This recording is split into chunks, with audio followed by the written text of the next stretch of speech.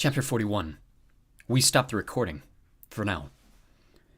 I can't believe Sadie's going to let me have the last word. Our experience together must have really taught her something. Ow, she just hit me. Never mind. Anyway, I'm glad she told that last part. I think she understood it better than I did.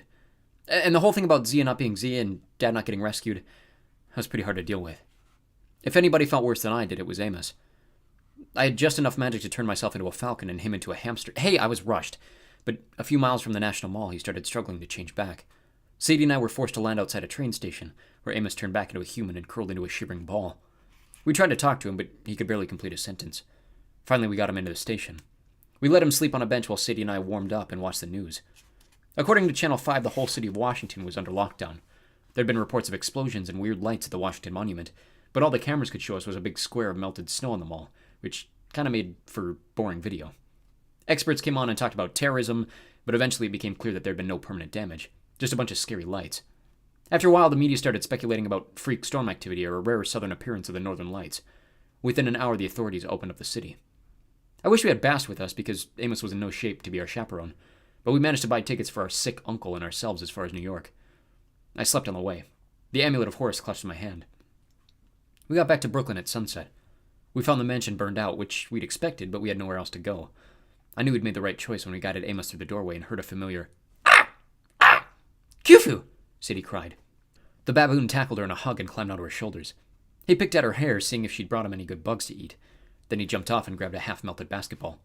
He grunted at me insistently, pointing to a makeshift basket he'd made out of some burned beams and a laundry basket. It was a gesture of forgiveness, I realized. He'd forgiven me for sucking at his favorite game, and he was offering lessons. Looking around, I realized that he'd tried to clean up in his own baboon way, too. He dusted off the one surviving sofa, stacked Cheerios boxes in the fireplace, and even put a dish of water and fresh food out for Muffin, who was curled up asleep on a little pillow. In the clearest part of the living room, under an intact section of roof, Khufu had made 3 separate mounds of pillows and sheets, sleeping places for us. I got a lump in my throat. Seeing the care that he'd taken to get ready for us, I couldn't imagine a better welcome home present. "Khufu," I said, "you're one freaking awesome baboon." "Ah!" he said, pointing to the basketball. "You want to go to school me?" I said. "Yeah, I do deserve that. Just give us a second to..." My smile melted when I saw Amos. He drifted over to the ruined statue of Thoth. The god's cracked ibis head lay at his feet. His hands had broken off, and his tablet and stylus lay shattered on the ground. Amos stared at the headless god, the patron of magicians, and I could guess what he was thinking. A bad omen for a homecoming. "It's okay," I told him. "We're going to make it right." If Amos heard me, he gave no sign. He drifted over to the couch and plopped down, putting his head in his hands. Sadie glanced at me uneasily. Then she looked around at the blackened walls, the crumbling ceilings, and the charred remains of the furniture. "Well," she said, trying to sound upbeat, "how about I play basketball with Khufu and you can clean the house?" Even with magic, it took us several weeks to put the house back in order. That was just to make it livable. It was hard without Isis and Horus helping, but we could still do magic. It just took a lot more concentration and a lot more time. Every day I went to sleep feeling as if I'd done 12 hours of hard labor, but eventually we got the walls and ceilings repaired, and cleaned up the debris until the house no longer smelled of smoke. We even managed to fix the terrace and the pool. We brought Amos out to watch as we released the wax crocodile figurine into the water, and Philip of Macedonia sprang to life. Amos almost smiled when he saw that. Then he sank into a chair on the terrace and stared desolately at the Manhattan skyline. I began to wonder if he would ever be the same. He'd lost too much weight. His face looked haggard. Most days he wore his bathrobe and didn't even bother to comb his hair. "He was taken over by Set," Sadie told me one morning when I mentioned how worried I was. "Do you have any idea how violating that is? His will was broken. He doubts himself and... well, it may be a long time." We tried to lose ourselves in work. We repaired the statue of Thoth and fixed the broken shanty in the library. I was better at grunt work, moving blocks of stones or heavy ceiling beams into place. Sadie was better at the fine details, like repairing the hieroglyphic seals on the doors. Once she really impressed me by imagining her bedroom just as it had been and speaking in the joint spell, Hinem. Pieces of furniture flew together out of the debris, and boom, instant repair job. Of course, Sadie passed out for 12 hours afterward, but still, pretty cool. Slowly but surely the mansion began to feel like home. At night I would sleep with my head on a charmed headrest, which mostly kept my bob from drifting off, but sometimes I still had strange visions. The red pyramid, the serpent in the sky, or the face of my father as he was trapped in Set's coffin. Once I thought I heard Zia's voice trying to tell me something from far away, but I couldn't make out the words. Sadie and I kept our amulets locked in a box in the library. Every morning I would sneak down to make sure they were still there. I'd find them glowing warm to the touch, and I'd be tempted, very tempted, to put on the Eye of Horus, but I knew I couldn't. The power was too addictive, too dangerous. I'd achieve a balance with Horus once under extreme circumstances, but I knew it would be too easy to get overwhelmed if I tried it again. I had to train first, become a more powerful magician, before I'd be ready to tap that much power again. One night at dinner we had a visitor. Amos had gone to bed early as he usually did. Khufu was inside watching ESPN with Muffin on his lap. Sadie and I sat exhausted on the deck overlooking the river. Philip of Macedonia floated silently in his pool. Except for the hum of the city, the night was quiet. I'm not sure how it happened, but one minute we were alone, and the next there was a guy standing at the railing. He was lean and tall with messed up hair and pale skin, and his clothes were all black as if he'd mugged a priest or something. He was probably around 16, and even though I'd never seen his face before, I had the weirdest feeling that I knew him. Sadie stood up so quickly she knocked over her split-pea soup, which is gross enough in the bowl, but running all over the table? Yuck. Anubis! She blurted. Anubis? I thought she was kidding because this guy did not look anything like the slavering jackal-headed god I'd seen in the land of the dead. He stepped forward, and my hand crept for my wand. Sadie, he said. Carter, would you come with me, please? Sure, Sadie said, her voice a little strangled. Hold on, I said. Where are we going? Anubis gestured behind him, and a door opened in the air, a pure black rectangle. Someone wants to see you. Sadie took his hand and stepped into the darkness, which left me no choice but to follow. The Hall of Judgment had gotten a makeover. The golden scale still dominated the room, but they'd been fixed. The black pillars still marched off into the gloom on all four sides. But now I could see the overlay, the strange holographic image of the real world, and it was no longer a graveyard as Sadie had described. It was a white living room with tall ceilings and huge picture windows. Double doors led to a terrace that looked over the ocean. I was struck speechless. I looked at Sadie, and judging from the shock on her face, I guess she recognized the place too. Our house in Los Angeles, in the hills overlooking the Pacific. The last place we'd lived as a family. The Hall of Judgment is intuitive, a familiar voice said. It responds to strong memories. Only then did I notice the throne wasn't empty anymore. Sitting there with Amit the Devourer curled at his feet was our father.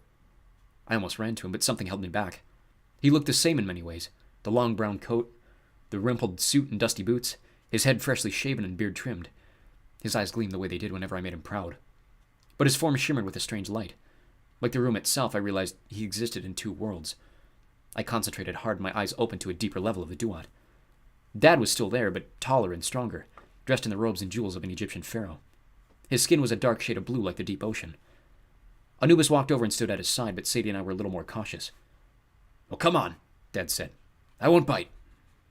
Amit the Devourer growled as we came close, but Dad stroked his crocodile head and shushed him. These are my children, Amit. Behave. Dad? I stammered. Now, I want to be clear. Even though weeks had passed since the battle was set, and even though I'd been busy rebuilding the mansion the whole time, I hadn't stopped thinking about my dad for a minute. Every time I saw a picture from the library, I thought of the stories he used to tell me. I kept my clothes in a suitcase in my bedroom closet because I couldn't bear the idea that our life traveling together was over. I missed him so much I would sometimes turn to tell him something before I forgot that he was gone. In spite of all that and all the emotion boiling around inside me, all I could think to say was, You're blue. My dad's laugh was so normal, so him that it broke the tension. The sound echoed through the hall, and even Anubis cracked a smile.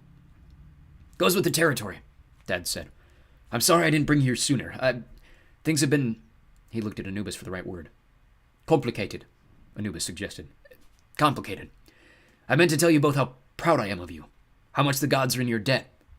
Hang on, Sadie said. She stomped right up to the throne. Amit growled at her, but Sadie growled back, which confused the monster into silence. What are you? She demanded. My dad? Osiris? Are you even alive? Dad looked at Anubis. What did I tell you about her? Fiercer than Amit, I said. You didn't need to tell me. Anubis's face was grave. I've learned to fear that sharp tongue. Sadie looked outraged. Excuse me. To answer your question, Dad said, I am both Osiris and Julius Cain. I'm alive and dead, though the term recycled might be closer to the truth. Osiris is the god of the dead and the god of new life. To return him to his throne... You had to die, I said. You knew this going into it. You intentionally hosted Osiris knowing he would die. I was shaking with anger. I didn't realize how strongly I'd felt about it, but I couldn't believe what my dad had done. This is what you meant by making things right. My dad's expression didn't change. He was still looking at me with pride and downright joy, as if everything I did delighted him, even my shouting. It was infuriating. I missed you, Carter, he said.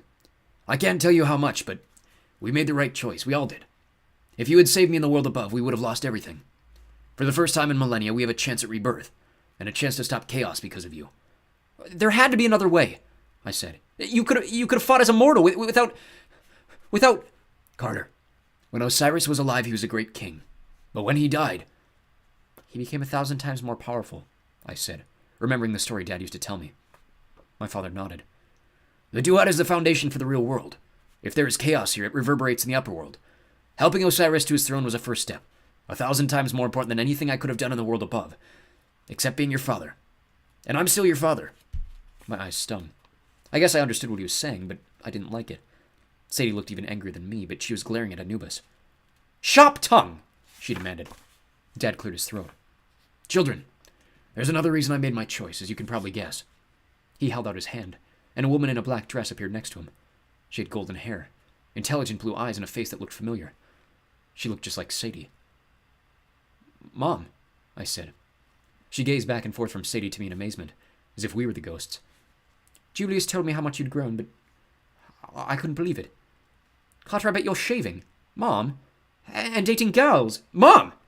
Have you ever noticed how parents can go from the most wonderful people in the world to totally embarrassing in like 3 seconds? She smiled at me, and I had a fight with about 20 different feelings at once.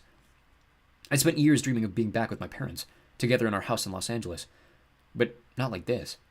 Not with the house just an afterimage, and my mom a spirit, and my dad... recycled. I felt like the world was shifting under my feet, turning to sand. We can't go back, Carter, Mom said, as if reading my mind. But nothing is lost, even in death. Do you remember the law of conservation? It had been 6 years since we'd sat together in the living room. This very living room. And she'd read me the laws of physics the way most parents read bedtime stories. But I still remembered. Energy and matter can't be created or destroyed. Only changed, my mother agreed. And sometimes change for the better. She took Dad's hand, and I had to admit, blue and ghostly or not, they kind of looked happy. Mum, Sadie swallowed. For once her attention wasn't on Anubis. Did you really... Was that... Yes, my brave girl. My thoughts mixed with yours. I'm so proud of you. And thanks to Isis, I feel like I know you as well. She leaned forward and smiled conspiratorially. I like chocolate caramels too, though your grandmom never approved of keeping sweets in the flat. Sadie broke into a relieved grin. I know, she's impossible. I got the feeling they were going to start chatting for hours, but just then the Hall of Judgment rumbled. Dad checked his watch, which made me wonder what time zone the land of the dead was in. We should wrap things up, he said. The others are expecting you. Others? I asked. A gift before you go. Dad nodded to Mom. She stepped forward and handed me a palm-sized package of folded black linen. Sadie helped me unwrap it, and inside was a new amulet, one that looked like a column or a tree trunk or... Is that a spine? Sadie demanded. It's called the Jed, Dad said. My symbol. The spine of Osiris. Yuck, Sadie muttered. Mom laughed. It is a bit yuck, but honestly it's a powerful symbol. Stands for stability, strength. Backbone? I asked. Literally. Mom gave me an approving look, and again I had that surreal shifting feeling. I couldn't believe I was standing here having a chat with somewhat dead parents. Mom closed the amulet into my hands. Her touch was warm like a living person's. Jed also stands for the power of Osiris, renewed life from the ashes of death. This is exactly what you will need if you are to stir the blood of the pharaohs and others, and rebuild the House of Life. Well, the house won't like that, Sadie put in. No, Mom said cheerfully. They certainly won't. The Hall of Judgment rumbled again. It's time, Dad said. We'll meet again, children. But until then, take care. Be mindful of your enemies, Mom added. And tell Amos. Dad's voice trailed off thoughtfully. Remind my brother that Egyptians believe in the power of the sunrise. They believe each morning begins not just a new day, but a new world. Before I could figure out what that meant, the Hall of Judgment faded, and we stood with Anubis in a field of darkness. I'll show you the way, Anubis said. It is my job. He ushered us to a space in the darkness that looked no different from any other, but when he pushed with his hand, a door swung open. The entrance blazed with light. Anubis bowed formally to me. Then he looked at Sadie with a glint of mischief in his eyes. It's been... stimulating. Sadie flushed and pointed at him accusingly. We're not done, mister. I expect you to look after my parents, and the next time I'm in the land of the dead, you and I will have words. A smile tugged at the corner of his mouth. I look forward to it. We stepped through the doorway and into the palace of the gods. It looked just like Sadie had described from her visions. Soaring stone columns, fiery braziers, a polished marble floor, and in the middle of the room a golden red throne. All around us gods had gathered. Many were just flashes of light and fire. Some were shadowy images that shifted from animal to human. I recognized a few. Thoth flickered into view as a wild-haired guy in a lab coat before turning into a cloud of green gas. Hathor, the cow-headed goddess, gave me a puzzled look, as if she vaguely recognized me from the magic sauce incident. I looked for Bass, but my heart fell. She didn't seem to be in the crowd. In fact, most of the gods I didn't recognize. "What have we started?" Sadie murmured. I understood what she meant. The throne room was full of hundreds of gods, major and minor, all darting through the palace, forming new shapes, glowing with power. An entire supernatural army, and they all seemed to be staring at us. Thankfully, 2 old friends stood next to the throne. Horus wore full battle armor and a khopesh sword at his side. His coal-lined eyes, one gold, one silver, were as piercing as ever. At his side stood Isis in a shimmering white gown, with wings of light. "Welcome," Horus said. Hi," I said. "He has a way with words," Isis muttered, which made Sadie snort. Horus gestured to the throne. "I know your thoughts, Carter, so I think I know what you'll say. But I have to ask you one more time. Will you join me? We could rule the earth and the heavens. Ma'at demands a leader." "Yeah, so I've heard. I would be stronger with you as my host. You've only touched the surface of what combat magic can do. We could accomplish great things, and it is your destiny to lead the House of Life. You could be the king of 2 thrones. I glanced at Sadie, but she just shrugged. "Don't look at me. I find the idea horrifying." Horus scowled at her. But the truth was I agreed with Sadie. All those gods waiting for direction. All those magicians who hated us. The idea of trying to lead them made my knees turn to water. "Maybe someday," I said. "Much later." Horus sighed. 5,000 years, and I still do not understand mortals, but very well. He stepped up to the throne and looked around at the assembled gods. "I, Horus, son of Osiris, claim the throne of the heavens as my birthright," he shouted. "What was once mine shall be mine again. Is there any who would challenge me?" The gods flickered and glowed. A few scowled. One muttered something that sounded like cheese, although that could have been my imagination. I caught a glimpse of Sobek, or possibly another crocodile god snarling in the shadows, but no one raised a challenge. Horus took his seat on the throne. Isis brought him a crook and flail, the twin scepters of the pharaohs. He crossed them over his chest, and all the gods bowed before him. When they'd risen again, Isis stepped toward us. "Carter and Sadie Kane, you have done much to restore Ma'at. The gods must gather their strength, and you have bought us time, though we do not know how much. Apophis will not stay locked away forever." "I'd settle for a few 100 years," Sadie said. Isis smiled. "However that may be, today you are heroes. The gods owe you a debt, and we take our debt seriously." Horus rose from the throne. With a wink at me, he knelt before us. The other gods shifted uncomfortably, but then followed his example. Even the gods in fire form dimmed their flames. I probably looked pretty stunned, because when Horus got up again, he laughed. "You look like that time when Zia told you—" "Yeah, could we skip that?" I said quickly. Letting a god into your head has serious disadvantages. "Go in peace, Carter and Sadie," Horus said. "You'll find our gift in the morning." "Gift?" I asked nervously, because if I got one more magic amulet, I was going to break out in a cold sweat. "You'll see," Isis promised. "We will be watching you, and waiting." "That's what scares me," Sadie said. Isis waved her hand, and suddenly we were back on the mansion's terrace as if nothing had happened. Sadie turned toward me wistfully. "Stimulating." I held out my hand. The Jeddah amulet was glowing and warm in its linen wrapping. "Any idea what this thing does?" She blinked. "Oh, I don't care. What did Numis look like to you?" He looked like a guy, so? A good-looking guy or a slobbering dog-headed guy?" I guess not the dog-headed guy. "I knew it!" Sadie pointed at me as if she'd won an argument. "Good-looking, I knew it!" And with a ridiculous grin, she spun around and skipped into the house. My sister, as I may have mentioned, is a little strange. The next day we got the god's gift. We woke to find that the mansion had been completely repaired down to the smallest detail. Everything we hadn't finished yet, probably another month's work of work, was finished. The first thing I found were new clothes in my closet, and after a moment's hesitation I put them on. I went downstairs and found Khufu and Sadie dancing around the restored great room. Khufu had a new Lakers jersey and a brand new basketball. The magical brooms and mops were busy doing their cleaning routine. Sadie looked up at me and grinned, and then her expression changed to shock. "Carter, what are you wearing?" I came down the stairs, feeling even more self-conscious. The closet offered me several choices this morning, not just my linen robes. My old clothes had been there, freshly cleaned, a button-down shirt, starched khaki slacks, loafers, but there'd been a third choice, and I'd taken it. Some Reeboks, blue jeans, a t-shirt, and a hoodie. "It's, all cotton," I said. "Okay for magic. Dad would probably think I look like a gangster." I thought for sure Sadie would tease me about that, and I was trying to beat her to the punch. She scrutinized every detail of my outfit. Then she laughed with absolute delight. "Oh, it's brilliant, Carter. You look almost like a regular teenager. And Dad would think..." She pulled my hoodie over my head. Dad would think you look like an impeccable magician, because that's what you are. Now, come on. Breakfast is waiting on the patio. We were just digging in when Amos came outside, and his change of clothes was even more surprising than mine. He wore a crisp new chocolate-covered suit with matching coat and fedora. His shoes were shined, his round glasses polished, and his hair freshly braided with amber beads. Sadie and I both stared at him.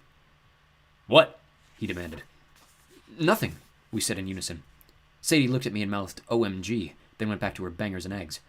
I attacked my pancakes. Philip thrashed around happily in a swimming pool. Amos joined us at the table. He flicked his fingers and coffee magically filled his cup. I raised my eyebrows. He hadn't used magic since the demon days. I thought I'd go away for a while," he announced. "To the first gnome." Sadie and I exchanged glances. "Are you sure that's a good idea?" I asked. Amos sipped his coffee. He stared across the East River as if he could see all the way to Washington, D.C. "They have the best magic healers there. They will not turn away a petitioner seeking aid, even me. I think I should try." His voice was fragile, like it would crack apart any moment, but still it was the most he'd said in weeks. "I think that's brilliant," Sadie offered. "We'll watch after the place, won't we, Carter?" Yeah, I said. Absolutely."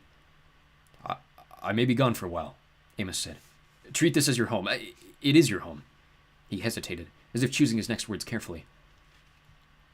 "And I think perhaps you should start recruiting. There are many children around the world with the blood of the pharaohs. Most do not know what they are. What you two said in Washington about rediscovering the path of the gods. It may be our only chance." Sadie got up and kissed Amos on the forehead. "Leave it to us, Uncle. I got a plan." "That," I said, "sounds like very bad news." Amos managed a smile. He squeezed Sadie's hand, then got up and ruffled my hair as he headed inside.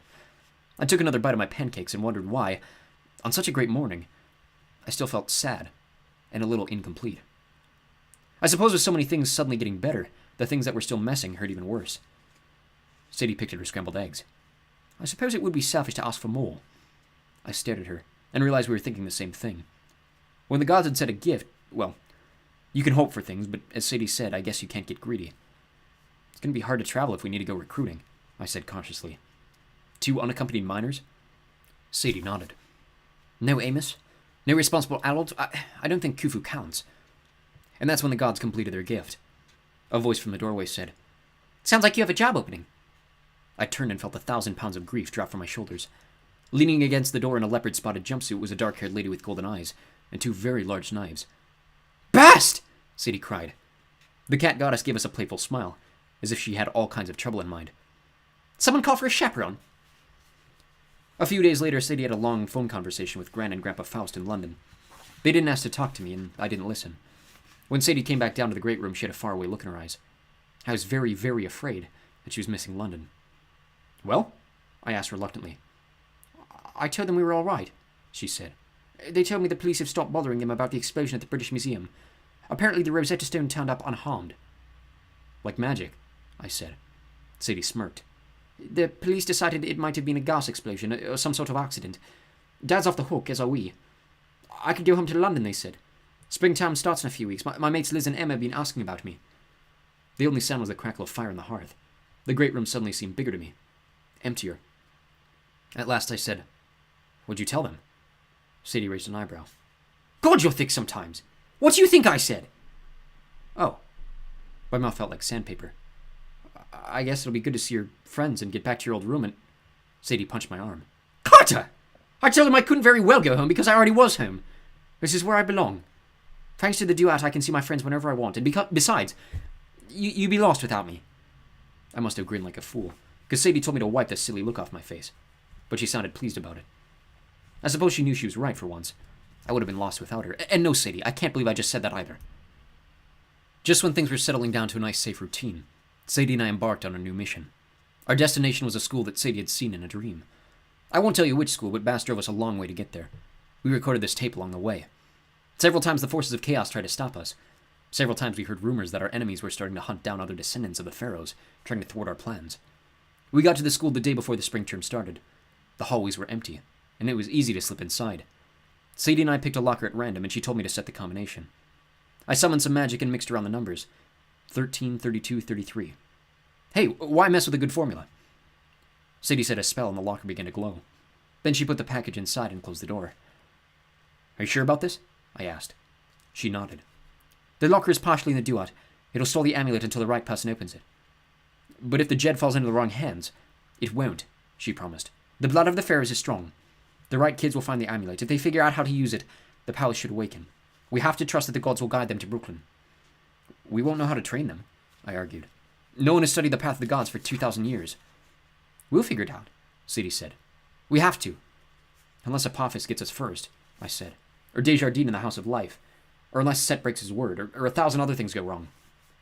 Yes, Sadie said with a smile. Be a bit fun, eh? We locked the locker and walked away. Now we're back at the 21st Gnome in Brooklyn. We're going to send out this tape to a few carefully chosen people and see if it gets published. Sadie believes in fate. If the story falls into your hands, then there's probably a reason. Look for the Jed. It won't take much to awaken your power. Then the trick is learning to use that power without dying. As I said at the beginning, the whole story hasn't happened yet. Our parents promised to see us again, so I know we'll have to go back to the land of the dead eventually, which I think is fine with Sadie, as long as Anubis is there.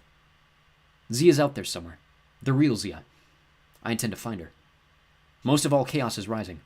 Apophis is gaining strength, which means we have to gain strength too. Gods and men, united like in olden times. It's the only way the world won't be destroyed. So the Cain family has a lot of work to do. And so do you. Maybe you want to follow the path of Horus or Isis, Thoth or Anubis, or even Bast. I don't know. But whatever you decide, the House of Life needs new blood if we're going to survive. So this is Cutter and Sadie Cain signing off. Come to Brooklyn. We'll be waiting.